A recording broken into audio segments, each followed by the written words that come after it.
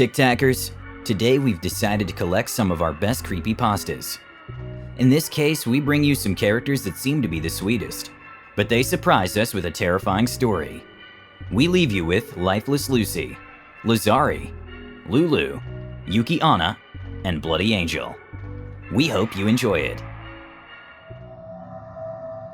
They say that some time ago, the hanged corpse of a woman appeared in the middle of the forest.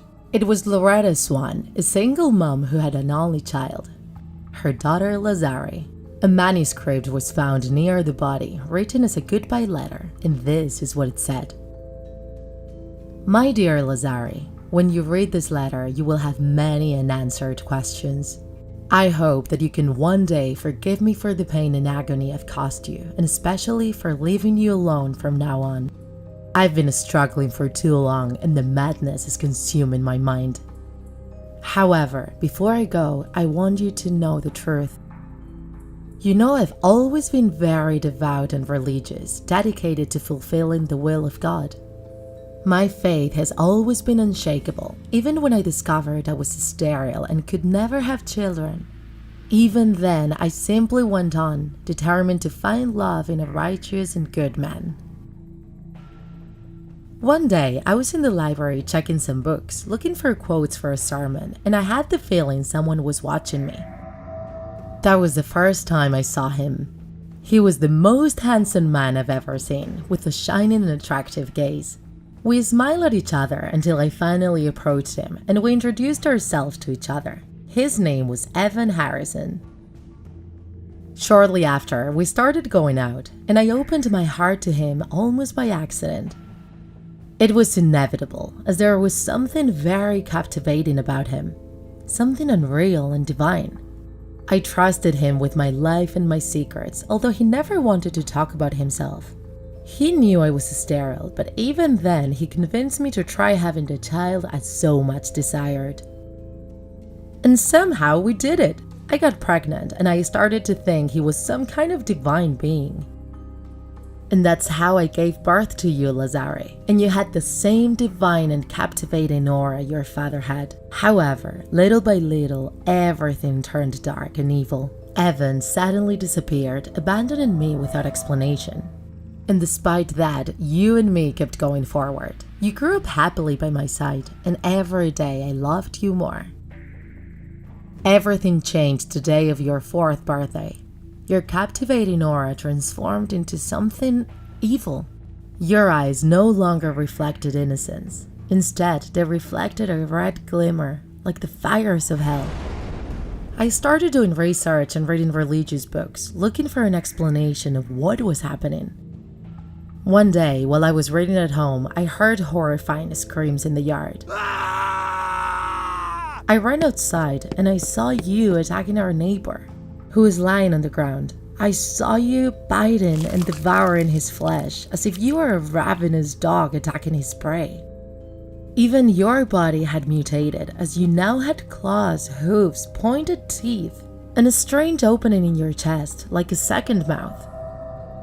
When I called you, you went back to your normal form and ran to hug me with tears in your eyes. I couldn't allow anyone to find out about this. I couldn't allow anyone to snatch my Lazari away from me. Thus, I got rid of the corpse and chained you up in the basement. I spent many sleepless nights researching what was happening until I finally found an answer. Zalgo. Your father is a demon, and I gave myself to him in order to create you.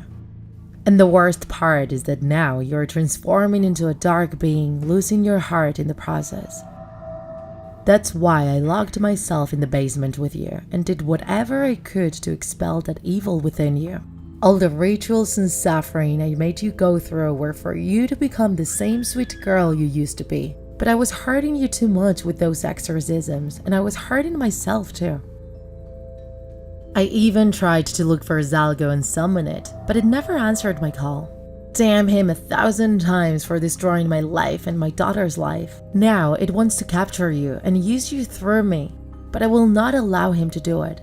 So please, listen to me, Lazari. Run away as far as you can, be always alert, and do not trust anyone. I love you, and will always love you. The little 8-year-old Lazari, while hugging her teddy bear, was observing the corpse of her mother hanging from a tree. Lazari was now alone and had nowhere to go. She started to wander through the forest until she bumped into a strange figure. It was a tall and faceless man wearing a suit who also had tentacles coming out of his back. Lazari wanted to know him and be his friend, so she extended her hand. The figure took her by the hand and took her with him. Lazari Natalie Swan is the protagonist of the creepypasta comic I Eat Pasta for Breakfast. She's a human-demon hybrid known as a Zalgoid. She was found by a Slenderman in a forest and lives in a house with other creepypastas. Sometimes she transforms involuntarily and attacks other supernatural beings to devour them, although she no longer attacks humans. She can only see in different shades of red and is unable to perceive other colors. On her back, she has severe scars she got when her mother tried to expel the demon inside of her body. However, just like any other 8-year-old girl, she likes playing, coloring, and being around people. She gets along very well with Lulu, who is like her older sister, and is also secretly in love with eyeless Jack, especially because he also eats his victims. But that is only when she's in her human form, her more innocent and harmless form. When she attacks, she adopts her hungry form, and she behaves in a completely savage way. She acts like an animal trying to hunt a prey without any kind of mercy. When she goes back to her human form, she's incapable of remembering what happened, and she also seems regretful for whatever she might have done. She also has a third form, her Zalgoid form, which she has adopted in several locations but nobody has seen. And this is fortunate, because that is her most violent and lethal form, where she displays her demonic essence in its purest form. It was a wonderful sunny day. A blonde girl named Lucy was playing with her 2 friends in her home's backyard.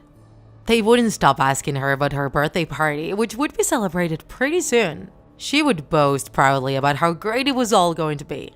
A lot of friends would come, the cake would be red velvet with 4 layers, and she would be using a beautiful blue dress.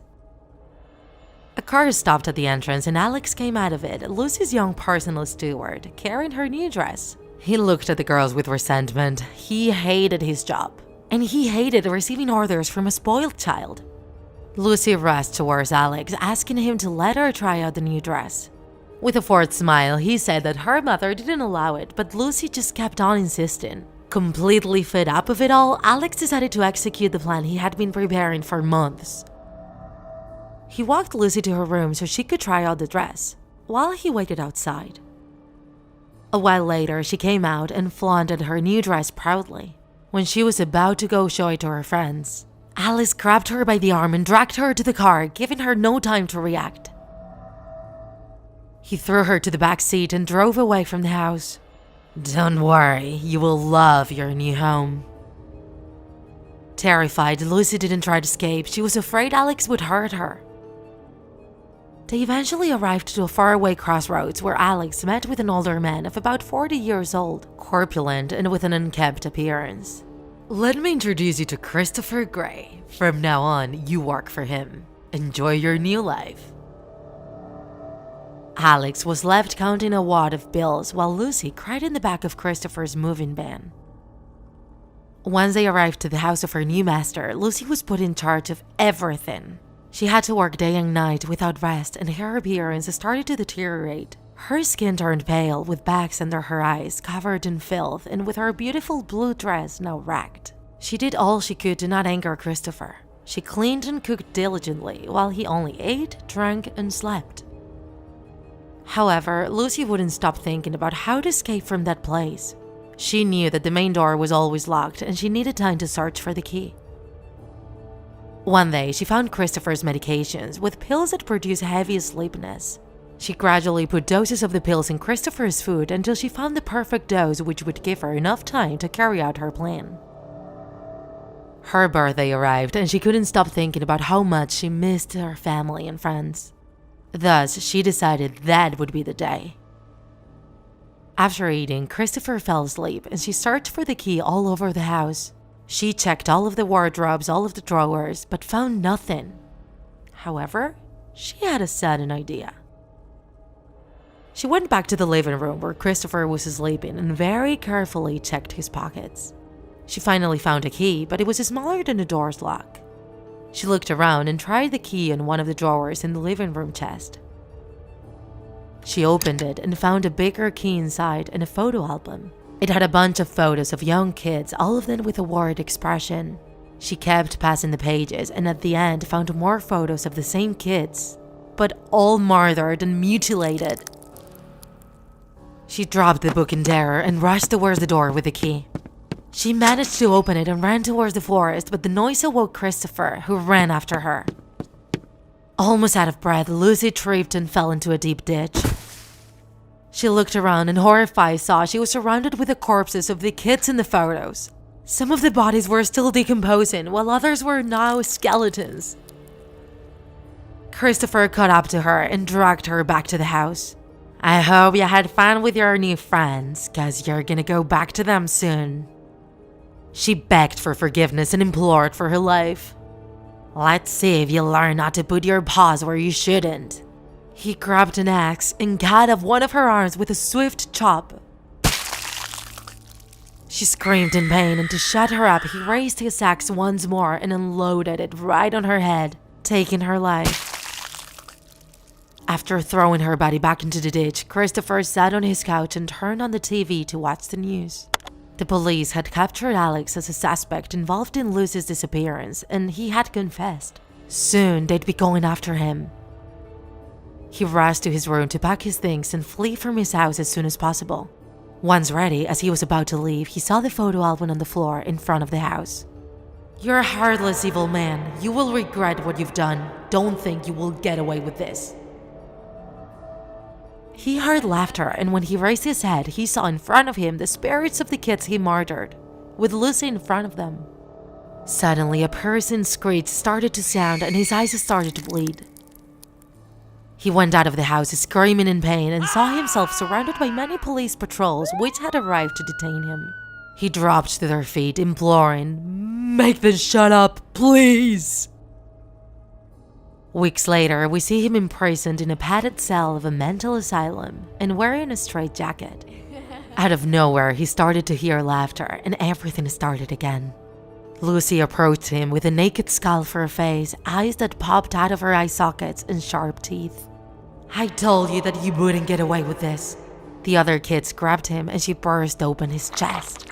She started ripping out his entrails while Christopher choked in his own blood. Can you hear them laughing?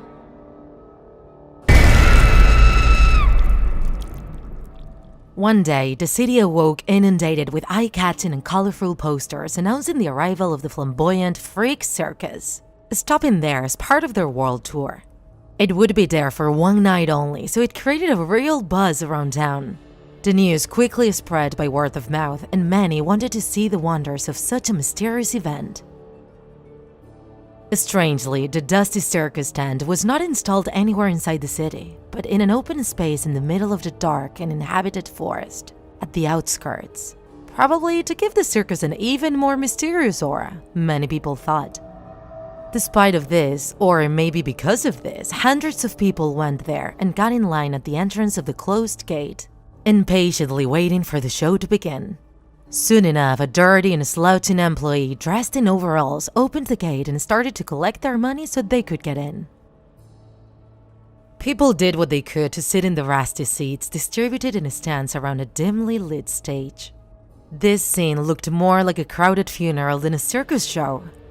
Behind the curtains, a tall and imposing old man dressed in a dress coat observed with a malicious smile how people kept coming inside the tent. He was the master of ceremonies who patiently waited for the stand to fill up.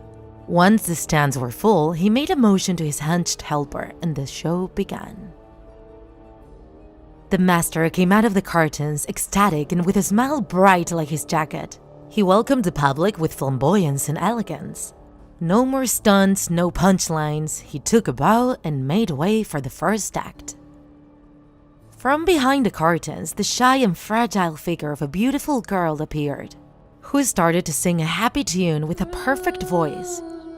Her hair had a pale turquoise color, and she walked slightly, swaying to her sides because of her legs, which were not normal human legs, but goat legs. The contrast between the grace of her singing and her fair limbs was certainly grotesque. When she went back behind the curtains, the public didn't really know how to react. There was a bit of shy clapping here and there, but most people were simply shocked. The master of ceremonies was delighted to see that, and without giving the public a break, he went ahead and introduced the next act. From the backstage, a new and macabre creature appeared. It was a bulky character dressed like a clown, but it had 2 heads. It was difficult to distinguish their features with so much makeup, but you could see that both faces were very similar. The first head, which looked like a man's head, yelled out of happiness and excitement. Meanwhile, the second head, which looked like a woman's head, was crying out of bitterness. This time, the public was completely frozen in shock. The strange 2-headed clown went backstage after finishing the act in the middle of a stony silence. The master of ceremonies, proud and with his chest risen, announced the next act, the star act of the night. Bloody Angel, the cannibal spirit. The public couldn't be more anxious. The curtains opened and a huge iron cage with wheels came onto the stage, pushed by the hunched helper. Inside of it, among the shadows, a young albino girl could be seen. Her skin was pale, her hair was red, and she looked at people around her with repudiation and resentment. The master opened the cage and pulled the girl into the spotlight where the public could see her mouth shut with a muzzle and her hands and feet chained. After seeing her weak and meek appearance, the public was now perplexed. Some couldn't help but laugh. Then the master turned the girl's back to the public, took off her shirt to show off her back, and 2 weird deformities were hanging from it. 2 deformities that kind of looked like wings made of bones. That sight made the laughs stop immediately, and the old master, smiling and with confidence, continued with the act. He removed the girl's muzzle and proceeded to carefully separate her lips with his hands to show her teeth to the public. The teeth were sharp and pointy, like the teeth of a wolf. Whispers of astonishment swept the stands, and the girl felt hundreds of eyes were staring at her, looking at her with both pity and disgust. That brought back to her mind a memory she had buried a long time ago. The memory of her previous life, a perfectly normal life with family, friends, and a happy existence. The flashes in her mind continued, showing her visiting the same circus and getting out before the show was over because she was disgusted with what she was seeing. She also saw a flash of arms grabbing her, dragging her into the darkness, holding and imprisoning her in that damned cage. The next scenes playing in her mind were even more blurry and confusing.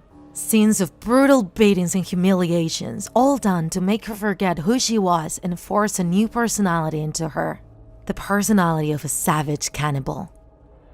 She saw flashes of surgeries done on a dirty bed, as well as mutilations done with chemicals to transform her into what she was now. And at the end, she felt how her infinite pain went away, and how it was replaced with an insatiable appetite for human flesh. After those flashes, the cannibal girl acted quickly. She scrambled and pulled with all her might before the master could react, freeing herself from her captor. She then jumped on the old man, furiously biting his face and devouring half of it. The man was still alive, and his screams of agony were drowned by his own blood. The public was now horrified after seeing that terrible and gruesome scene. The girl quickly freed herself from her chains and rushed towards the public, attacking whoever was near her with no mercy. The screams and cries of people running in all directions filled the dusty tent. Some people managed to survive the attack, many of them ending up with deep wounds and even with some of their limbs mutilated. Others were not so lucky and were devoured by the red-haired girl. The master, surprisingly, was one of the few able to escape her clutches. The other circus freaks were also devoured up to the bones by their longtime stage colleague. Once she ended her feast, the albino cannibal simply walked away from that sinister place, leaving behind her a trail of blood on the ground.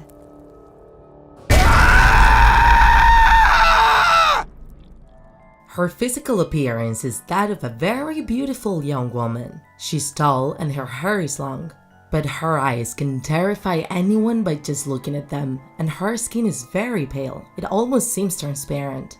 She usually wears a white kimono, but in some legends she appears naked, laying on the snow, and her face and hair are the only contrast with what's around her. When she moves, she floats over the snow and leaves no trace. Some people even say she doesn't have feet, a common characteristic in many yokai. If she feels threatened, she can vanish, transforming into a cloud of smoke or snow, since she's associated with winter and that kind of snowy landscapes. And she usually appears when the weather conditions are like that. And about the origin, people say it's the spirit of a pregnant woman who froze to death in the snow. That's why sometimes she shows herself holding a baby on her arms.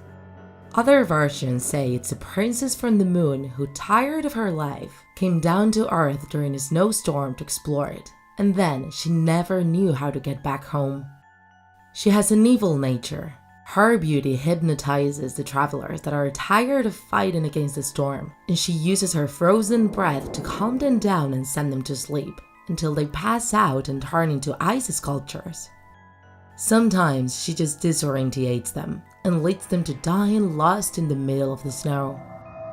But in other legends, she's a more aggressive character. She goes into people's houses, knocks the door down with a gust of wind to kill them while they sleep. Even sometimes she adopts the shape of a succubus or a female demon to seduce weak men and with a kiss take from them their vitality. As you can see, she has multiple manifestations, and depending on where in Japan we go to, we'll hear different versions. In the prefecture of Niigata, they say she kidnaps kids. In Iwate and Miyagi, they say she steals souls. And in Ibaraki, she throws men who ignore her off cliffs. In Aomori, she is called Ubume, and she asks travelers to hold her baby. But the baby is so heavy that the person holding him can't move and freezes to death.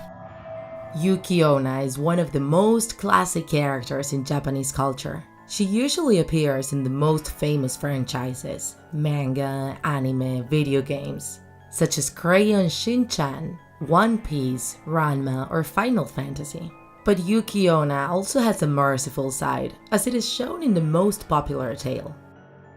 We can find it in the compilation book Kwaidan, Stories and Studies of Strange Things, by the scholar of Eastern culture Lefkadio Hearn. One winter night, Minokichi and his mentor Musaku were going back home after a long trip.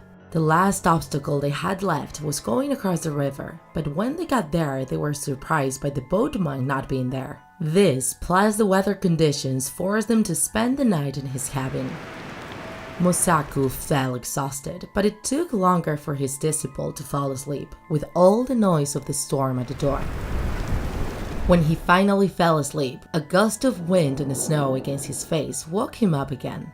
Minokichi opened his eyes and saw the door open and a beautiful young lady with long hair and a white kimono leaning on his master, kissing him with her blue lips. She turned around and jumped on him as well. He tried to resist but couldn't. The woman looked at him and whispered with her frozen breath that she was gonna do the same to him. But due to his age and his beauty, she'd spare his life, though under one condition.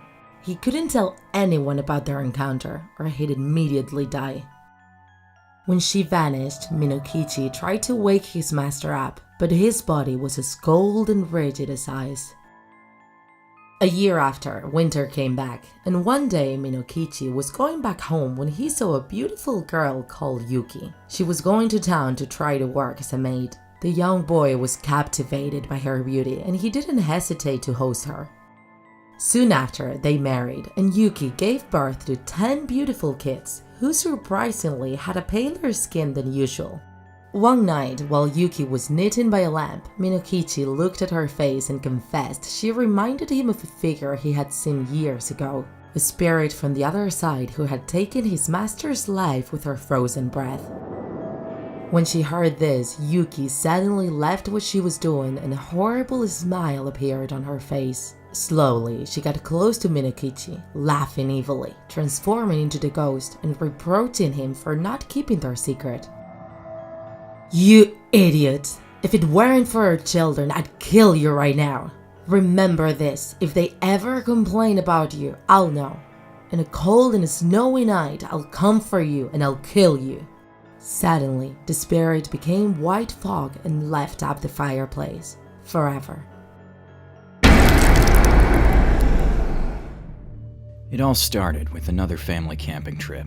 My brother Andy, my parents, my aunt Laura, my uncle Ben and I always planned an annual camping adventure in the nearby mountains. Every year we liked to go a little higher and a little further. We arrived and pitched our tent on a grassy plain. It was quite nice and quiet. It seemed unbelievable that we were only a few miles from city life. The only part I don't like about these trips is that there's no bathroom, so if you needed some quiet, you have to bring a shovel and hope you don't get bitten by poison ivy. It was getting dark and we had everything ready. The fire crackled in the bonfire. Suddenly I felt like peeing, so I told my mother I was going to the grove. But don't go too far, dinner's almost ready, my mother told me, and I nodded from afar. I went into the lush forest and did my things. Once I was done, I pulled up my pants and started back, but just as I was about to leave, I saw something out of the corner of my eye. I turned my head, and in a pond a few meters away there was a girl. I was curious, so I decided to approach. She had long, messy black hair and 2 pigtails. She didn't look much older than me, maybe 13 or 14. She was wearing a torn pleated dress but no shoes. Her legs were covered in scratches. "Hey," I greeted her as I approached her. Little by little, she turned to me. She had black bangs that covered half her face. "My name is Reuben," I smiled at her. "What's yours?" A fog surrounded her. While she was silent, I could barely see the surrounding trees. I heard her whisper, "Lulu." "Lulu? It's weird, but it's a cute name. Where do you live, Lulu?" I looked around me. It was hard to see anything. Besides, it was almost night. "I can take you, if you want," she murmured while taking my hand. Her skin was smooth, even with the scratches, but she was very cold. I was paralyzed for a few seconds. I didn't know if I should go with her or not. I looked at her again. I got carried away and followed her. We went down a dirt path that was cluttered with dry leaves and fallen branches. At that moment, I only noticed her and not the fact that we were walking blindly in the fog. We arrived at an old abandoned 2-story house, where the fog was even thicker. We sat on the porch watching the darkness. "Aren't you afraid? You know, of living here by yourself in the woods?" She hugged her bruised knees and kept her eyes hidden. "Not really. Even with tall men, assassins, and 4-legged monsters, I'm never scared. No one visits me anyway," she explained softly. I was surprised by her answer. For a moment I thought she was crazy, but it seemed like she had been living there for quite some time. "But where are you from?" "From a faraway dark place. I don't really like the dark. Bad things happen there." She shivered for a moment and then fell silent. "Why are you covering your face?" I asked after feeling a chill. "I want to see you." "I don't like people seeing my face." Another eerie silence filled the air. Then I cleared my throat.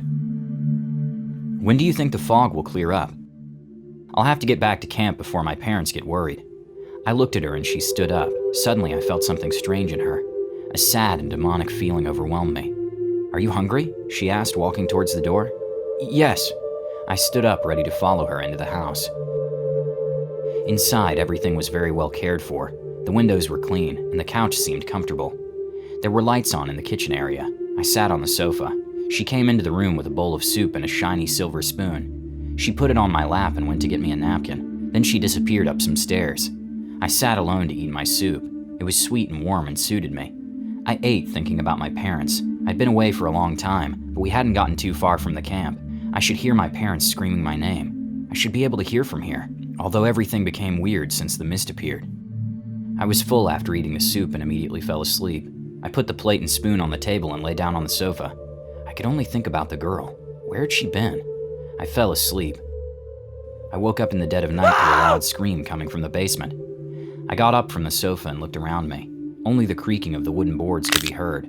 I looked at the table, but the plates were gone. I guess Lulu took them. I closed my eyes again. I was very sleepy. I was almost asleep when suddenly I was startled again by a scream. This time I was sure it wasn't my imagination. What if Lulu was in danger? I needed to make sure she was okay. I couldn't bear that something bad had happened to her. So I started looking around the house for the basement. When I grabbed the doorknob, an eerie coldness slowly ran through my body. I didn't want to open, but I steeled myself. Behind the door, it was dark. I had to go down a staircase. I covered my nose. A fetid smell invaded me. As I went down, the bad smell was getting stronger. My stomach began to churn and my eyes watered. It smelled rotten. I found a switch and flipped it. The basement was now fully lit. In the corner of the room was another door covered in mold. "Lulu!" I yelled around me. There was no answer. Where could she be? "Lulu!" I screamed louder, more eagerly than before. I grabbed the doorknob on the corner door and pulled it open. "Lulu?" What I had seen in that room made me throw up. There was a whole room of bodies, rotting, decomposing bodies. There were men and women lying on the ground. They all had in common that none of them had eyes. There were only empty sockets looking through me. I couldn't stand it. I turned around and there was Lulu, her legs and arms covered in blood. I was horrified. I wanted all this to be a nightmare, that nothing was real. "You've seen too much." She looked at me, her hair tossing to reveal her face. She had no eyes. "Your face!" I quickly backed away and tripped over some tools that were lying on the ground. She touched my face gently with her hand. "You can't see my eyes right now," she said with a small smile. "But I have them." I froze. My heart was beating intensely. I could hardly breathe. Lulu brushed all her hair away from her face, staining it with the blood from her hands. "You see?" The skin around the sockets began to tear and bleed. She seemed so sad, so hurt. "Now that you've seen it," she reached her hand out to me and I smacked her. "Get away from me! Don't touch me!" I pushed her away and clumsily ran down the dark stairs. She followed me. "You've seen too much," she repeated as she followed me. "Give me your eyes." I looked back. She was standing on the porch. I kept running until I tripped over a branch and fell down a small hill. I hit my arm against a rock and screamed in pain. She appeared in front of me, put her hands a few inches from my face. I kicked her and ran away. She kept yelling for me to give her my eyes and she ran after me. Blood gushing from the small opening in my arm. That's when I realized that we were back at the pond where I'd first seen her. That meant my parents weren't too far away. I ran fast until I reached the camp. My family was shocked. I was dizzy and tired. I saw my mother. She looked so worried. The mist was gone. I was safe now. I fainted. I woke up in a hospital with my mother at my bedside. My arm was in a plaster cast. She leaned down to kiss me on the forehead. "I'm so glad you're okay. You left for 5 minutes to go to the bathroom and came back with a broken arm and a bruise. Can you explain what you were doing?" 5 minutes? Just 5 minutes? I was only gone for 5 minutes? But the girl, the mist, the house, and the bodies. Had it been a dream? "Honey, what are you talking about, son? There's no house in the area, and there was no fog on the mountain yesterday." I was sure I had seen the mist and the girl. She had touched my hand, fed me, and the bodies. What was happening to me? I was discharged from the hospital and we went home at last. At night, the fog lifted, but it didn't seem strange to me. It was normal in the area. I set the alarm clock, went to bed, and closed my eyes. The house was in silence. The image of the girl was clear in my mind. I took a deep breath when I heard a creepy whisper. "Give me your eyes." If you enjoyed this video, don't forget to like it. And if you want to see more Draw My Life videos, subscribe to our channel. See you on the next episode.